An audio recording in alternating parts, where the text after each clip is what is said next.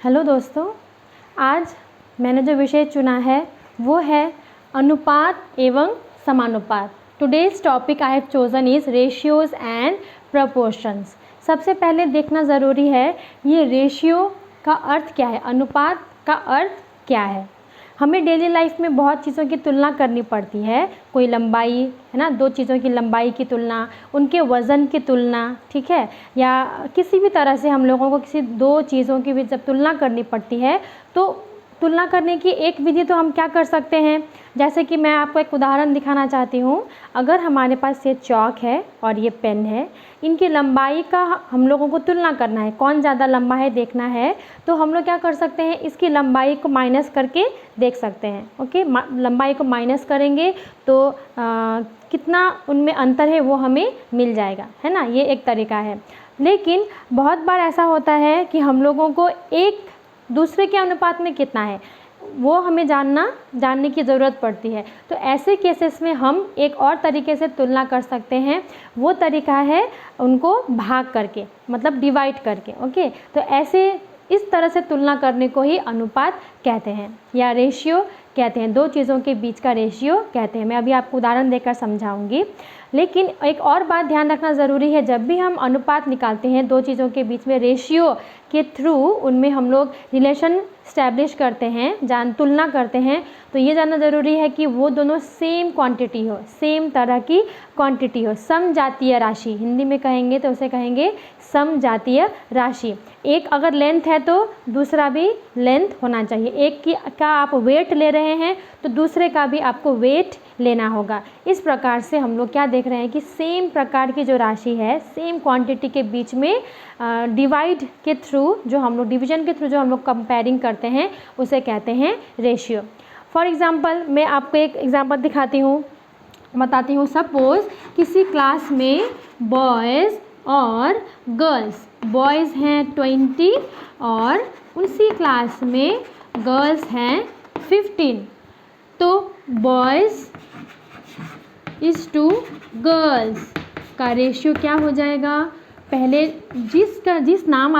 जो राशि पहले आपने लिखी है उसी की मात्रा या उसी का मान हमें लिखना होता है। 20 और गर्ल्स कितने हैं 15, ठीक है। और रेशियो का जो साइन है वो इस तरह का होता है, दो बिंदु। इसे इज़ टू कहते हैं। Boys is to girls will be 20 is to 15। लेकिन रेशियो जब बताते हैं तो इसको हम लोग का मिनिमम सिंपलेस्ट फॉर्म में एक्सप्रेस करने के बाद ही हम जो फाइनल रिजल्ट आता है उसी को हम लोग लेते हैं। तो इसको हम लोग अगर 5 से डिवाइड करें, 5 4 जा 20, 5 3 जा 15, जब तक सिंपलेस्ट फॉर्म में नहीं आ जाता तब तक हम लोग इसको डिवाइड करते रहेंगे, क्योंकि ये सिंपलेस्ट फॉर्म में आ गया है।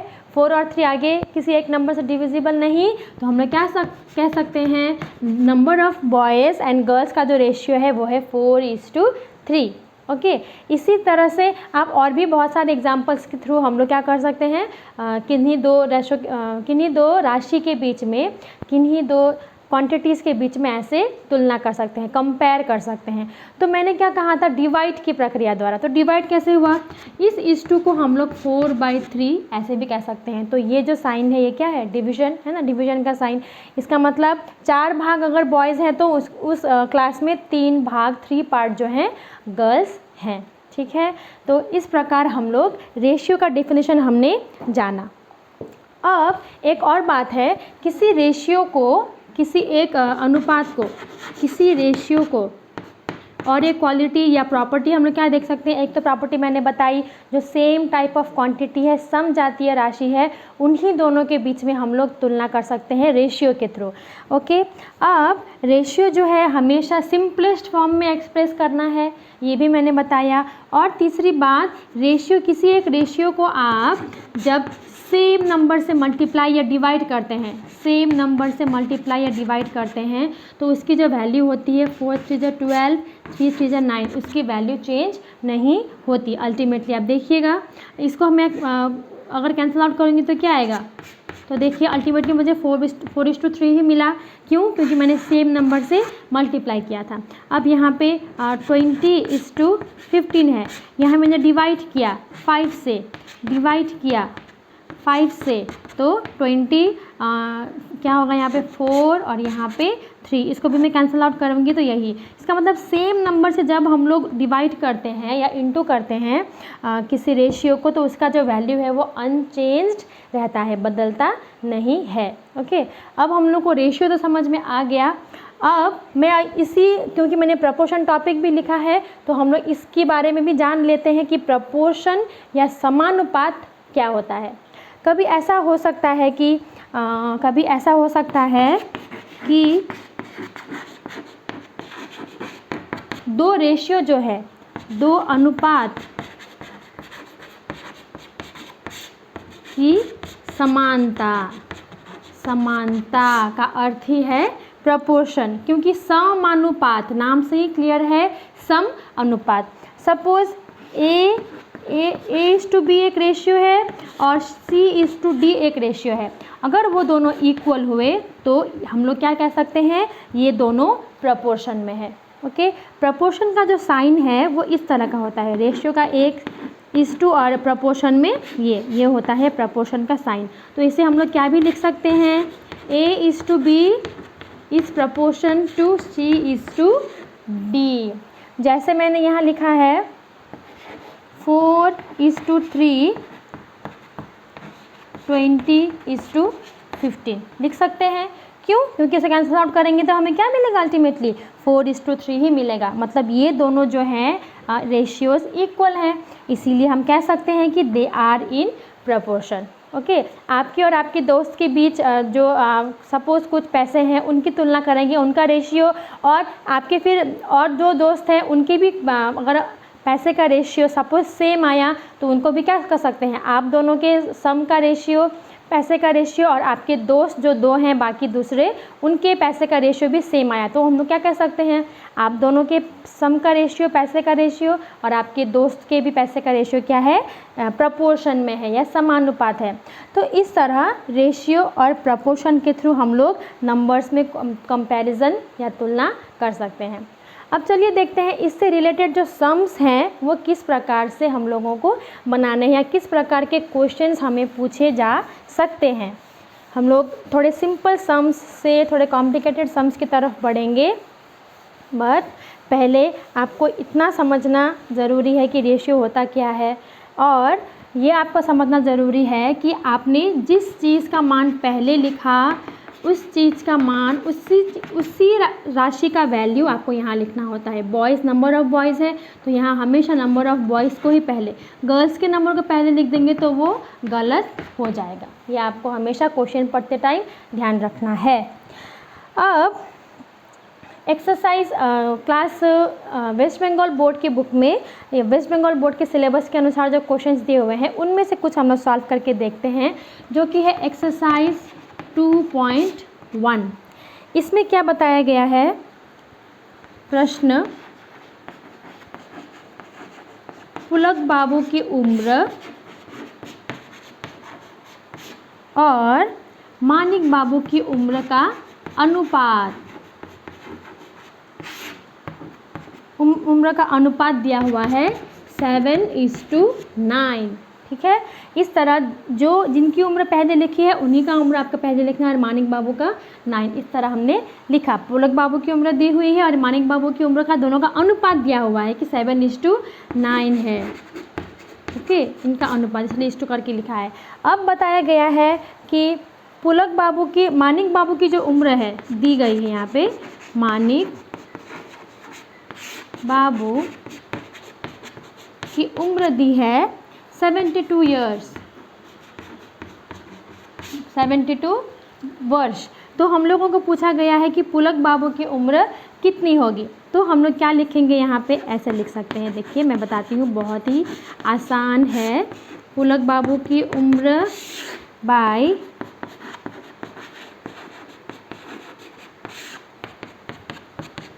क्योंकि ये हमें पता है रेशियो, है ना। अब क्या बताया गया है, जो मानिक बाबू की उम्र है वो कितनी है, 72 वर्ष है, 72 वर्ष दिया हुआ है। अब हम लोग यहाँ पे देख सकते हैं कि 9 को किस संख्या से गुना करने पे हमें मिला 72, 8 से 72। इसी तरह हम लोग यहाँ पे नीचे 8 से इंटू किया है तो ऊपर भी 8 से इंटू करेंगे तो हमें मिल जाएगा कि कितना मिला, 7 8 जा 56 ईयर्स उनकी पुलक बाबू की उम्र होगी। ओके तो इस तरह जब हमें एक वैल्यू पता है, दूसरी वैल्यू पता करने के लिए हम लोग इस तरह से लिखकर दूसरी वैल्यू को भी हम लोग इंटू करके आंसर निकाल सकते हैं। तो ये हुआ एक तरह का प्रश्न। चलिए हम लोग बढ़ते हैं, बनाकर देखें एक्सरसाइज 2.1।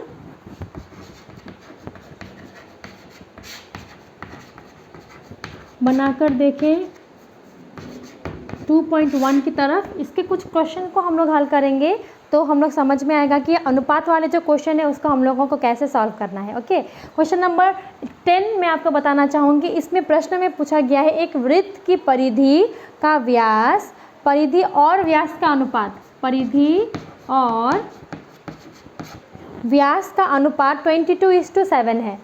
आपको उस वृत्त के व्यास की लंबाई बताई हुई है तो उस वृत्त की परिधि कितनी है वो आपको बतानी है। तो हम सबको पता है एक वृत्त और उसकी परिधि का अर्थ है जो चारों ओर सर्कमफरेंस है उसकी लंबाई वो, और यहाँ जो व्यास है उसका व्यास, इन दोनों का जो है रेशियो या अनुपात बताया हुआ है। हम लोग सबसे पहले क्या देखेंगे, जब इस तरह के क्वेश्चंस होंगे ना, क्वेश्चन में इस तरह के नंबर्स दिए होंगे 2 मीटर, 1 डेसीमीटर, 5 किलोग्राम, 200 ग्राम, है ना, दो तरह की क्वांटिटी होंगी। अगर 2 यूनिट होंगी, 2 इकाई, मीटर भी डेसीमीटर भी, किलोग्राम भी ग्राम भी, मीटर भी सेंटीमीटर, इस तरह होंगी तो हम लोगों को उसको पहले एक इकाई में लाना है। हम लोगों को क्या पता है 10 मीटर होता है 1 डेसीमीटर, है ना, 1 डेसीमीटर। तो हमारे पास कितना है 2 मीटर 1 डेसीमीटर, तो हमारा वैल्यू कितना हो जाएगा 2 × 10 + 1, इसका मतलब 21 डेसीमीटर। ठीक है, तो अब हमें क्या मिला, परिधि बटा व्यास का अनुपात कितना है 22/7। हमें ये क्या बताया गया है कि ये किसकी लंबाई है, व्यास की लंबाई। ये हमारा व्यास कितना है 21, तो हम लोग व्यास की जगह पे यहाँ कितना लिख सकते हैं 21। अब यहाँ देखेंगे 7 से किसको मल्टीप्लाई करने पे 21 मिला हमें, 3 को, तो ऑब्वियसली ऊपर भी हम लोग 3 से ही मल्टीप्लाई करेंगे तो हमें मिलेगा 66 डेसीमीटर, क्योंकि यहाँ भी हम लोगों को डेसीमीटर में मिला है ना, डेसीमीटर में मिला है। इसका अर्थात 6, इसका अर्थात परिधि की लंबाई हमें क्या मिलेगी, परिधि की लंबाई हमें मिलेगी, इसको अगर हम लोग 10 से भाग देंगे तो हम लोगों को मिल जाएगा 6 मीटर 6 डेसीमीटर, ये होगी परिधि की लंबाई। ठीक है, अब यहाँ 11 नंबर में क्वेश्चन है, हमारे सप्तम श्रेणी के 150 छात्रों में से 90 छात्र तथा छठवीं श्रेणी के 180 छात्रों में से 80 छात्र चित्रांकन प्रतियोगिता में नाम दिए हैं। तो 150 में से 90 छात्रों ने क्लास 7 से और क्लास 6 से 180 स्टूडेंट्स थे, उनमें से 80 ने ड्राइंग कंपटीशन में अपना नाम पार्टिसिपेट किया है, नाम दिया है। तो यहाँ पे आपको अनुपात के द्वारा दिखाओ कि किस श्रेणी के प्रतियोगी अधिक हैं। यहाँ 150 में से 90 है तो हम लोग क्या लिख सकते हैं, कक्षा सप्तम श्रेणी, सप्तम श्रेणी से कितनों ने भाग लिया है, 150 थे, उनमें से 90 ने भाग लिया। तो हम लोग इसको अनुपात के रूप में एक्सप्रेस करते हैं, कंपेयर करेंगे भाग की प्रक्रिया से। तो हमें क्या मिला, 3 3 9, 3 5 15, मतलब 3/5। अब छठवीं श्रेणी से, छठवीं 6 क्लास से, क्लास 6 से कितना 180 में से 80, है ना, तो हम लोग यहाँ पे देखें तो कितना मिलेगा 2 4 × 8, 2 9 × 18, 4/9। अब हमें 2 रेशियोज मिले, 2 अनुपात मिले, क्योंकि हमको क्या बोला गया है, अनुपात के द्वारा दिखाना है। अब यहाँ है 3/5 और इस तरफ है 4/9। जब ऐसे फ्रैक्शंस में है ना, तब इसको होल नंबर में, पूर्ण संख्या में जब हम लोग बदलते हैं तो हम लोगों को पता चलता है ये मिला है ना अनुपात में। तो हम लोग इसको क्रॉस मल्टीप्लाई करके देखते हैं, 9 3 × 27, 5 4 × 20, तो यहाँ से हम लोगों को क्या साफ दिख रहा है कि 27 वाला पार्ट है वो बड़ा है, इसका मतलब 27 पार्ट किसका है, 7 का है ना। तो क्लास 7 से ज़्यादा प्रतियोगी अधिक हैं। तो क्या लिखेंगे अंत में, सप्तम श्रेणी से प्रतियोगी अधिक हैं।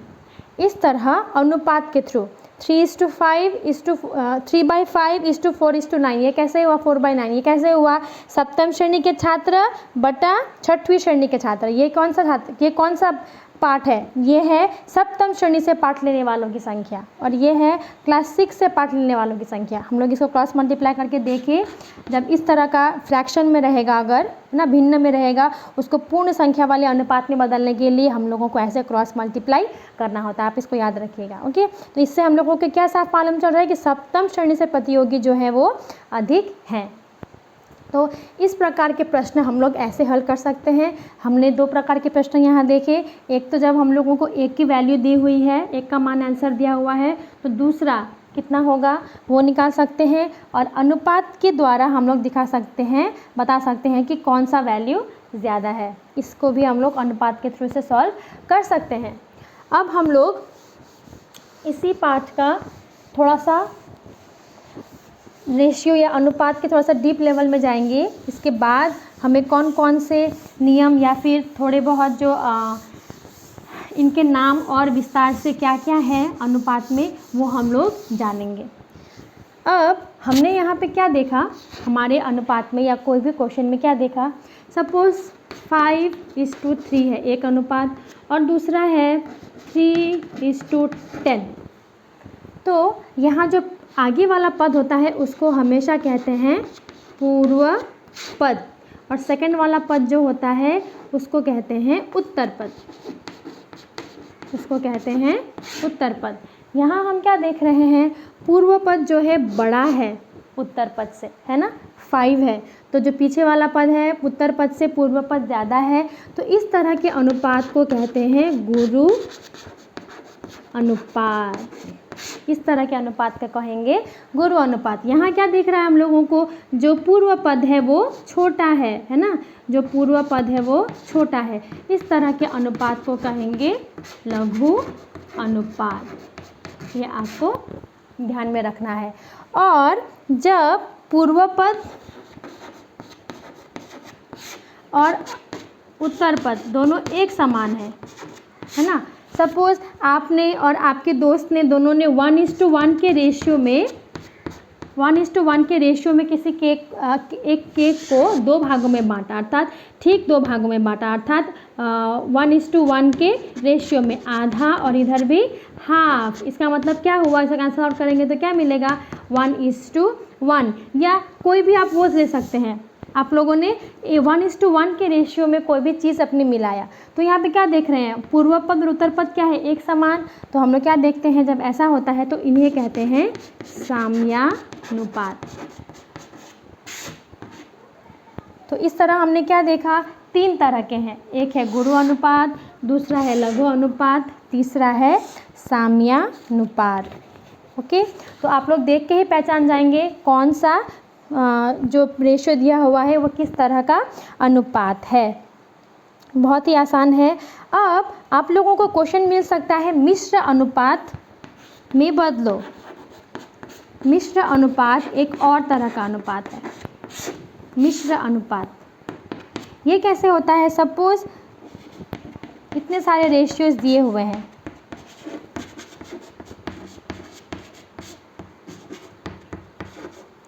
इनका आपको बताना है मिश्र अनुपात क्या होगा। तो मिश्र अनुपात कैसे निकाला जाता है, जो इसके जो पूर्व पद हैं सबको इंटू करेंगे, क्या होगा 7 2 = 14, 14 3 = 42, और जो उत्तर पद है उन सबको आपस में गुना करेंगे, क्या मिलेगा 8 5 = 40, 40 × 4 = 160। तो इस तरह जो पूर्व पद हैं तीनों रेशियोज़ के उनको गुना किया, और जो उत्तर पद है रेशियोज़ के उनको गुना किया, तो हम लोगों को इस तरह का 2 अनुपात मिला, बस एक अनुपात मिला। तो ऐसे अनुपात को कहेंगे मिश्र अनुपात। इसको ऐसे नहीं, हम लोगों को इसको सिंपलेस्ट फॉर्म में लघुत्तम आकार में लिखना है। तो हमें कितना मिलेगा, 4 से करेंगे, 2 से करेंगे, 2 2 4, 2 1 2, 2 8 16, 0 21:80। आगे तो और नहीं करने वाला। तो ये हुआ इसका मिश्र अनुपात। तो आपको उत्तर पद, लघु अनुपात, गुरु अनुपात, लघु अनुपात और मिश्र अनुपात और साम्य अनुपात, इनके पहचान होना ज़रूरी है, क्योंकि इससे रिलेटेड भी कुछ छोटे मोटे प्रश्न आपको मिल सकते हैं, एक्सरसाइज में दिए हुए हैं। अब अगर आपको पूछा जाए मिश्र अनुपात में बदलो, तो आप आराम से कर सकते हैं। बस आपको कुछ नहीं करना, पूर्व पद जो है सारा को इंटू करके एक तरफ लिखना और इस टू लगा करके जो उत्तर पद हैं उनको आपको लिखना है, गुना करके लिखना है, तो आपको मिल जाएगा। अब एक तरह का और अनुपात है, उसको बोलेंगे व्यस्त अनुपात। व्यस्त अनुपात, व्यस्त अनुपात है, बस उसको उल्टा कर देना। 3:5 है, अगर एक अनुपात दिया हुआ है तो उसका व्यस्त अनुपात होगा, इसका व्यस्त अनुपात होगा 5:3। 5:3, बस इसको रिवर्स कर देना है आपको। तो किसी अनुपात के पूर्व पद और उत्तर पद का जब आप क्या कर देते हैं, स्थान परिवर्तन, जगह को एक्सचेंज कर देते हैं, तो जो अनुपात मिलता है उसको कहते हैं व्यस्त अनुपात। बहुत ही आसान है ये। अब क्वेश्चन नंबर एग्जाम्पल या बनाकर देखें।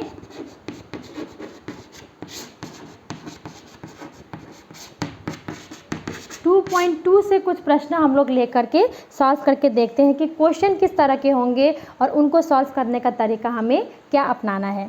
क्वेश्चन नंबर 1 में क्या बताया गया है, छोटे रूप में बदलो, प्रत्येक अनुपात को व्यस्त अनुपात में लिखो।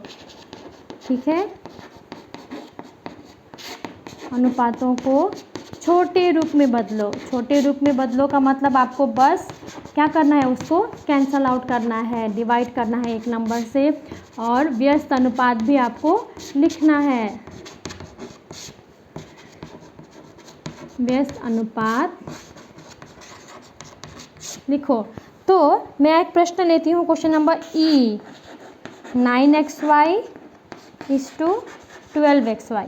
तो यहाँ क्या देख रहे हैं हम लोग, इसको अगर हम लोग लघुत्तम आकार में बदलना चाहेंगे तो xy तो पहले कट गया, 3 × 9, 3 4 12, तो हमें क्या मिला 3:4। इससे छोटे आकार में बदल सकते हैं नहीं, तो यही होगा इसका लघुत्तम आकार, छोटे रूप में बदला।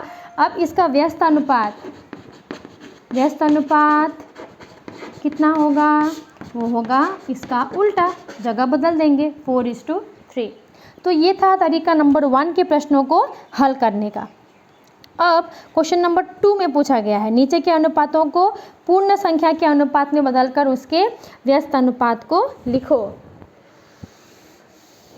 ये तो मैंने आपको तभी बता दिया, पूर्ण संख्या मतलब आपको फ्रैक्शन में दिया हुआ है, भिन्न में दिया हुआ है, आपको उसको हल करना है। क्या लिखना है, क्या प्रश्न है, निम्न अनुपातों को पूर्ण संख्या में,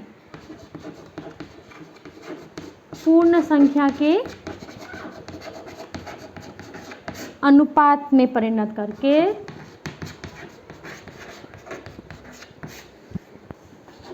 करके उसका व्यस्त अनुपात लिखो।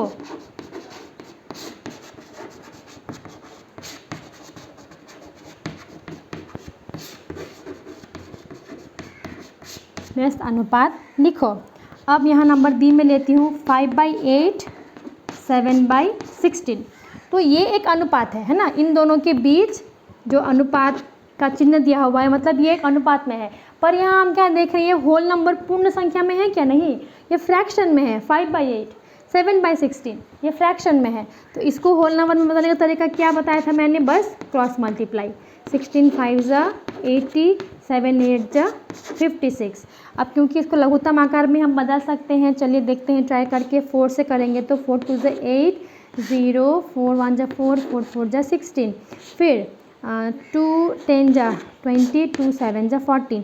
तो हमें क्या मिला, 10:7।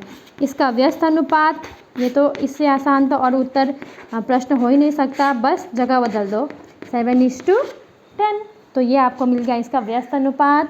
और ऐसे अगर भिन्न में है तो उसको आपको कैसे पूर्ण संख्या वाले अनुपात में बदलना है वो इतना ही आसान है। ठीक है, बस क्रॉस मल्टीप्लाई कर देंगे, उसको लघुत्तम आकार में बदल के लिखना मत भूलिएगा। ये होगा आपका आंसर पूर्ण संख्या में।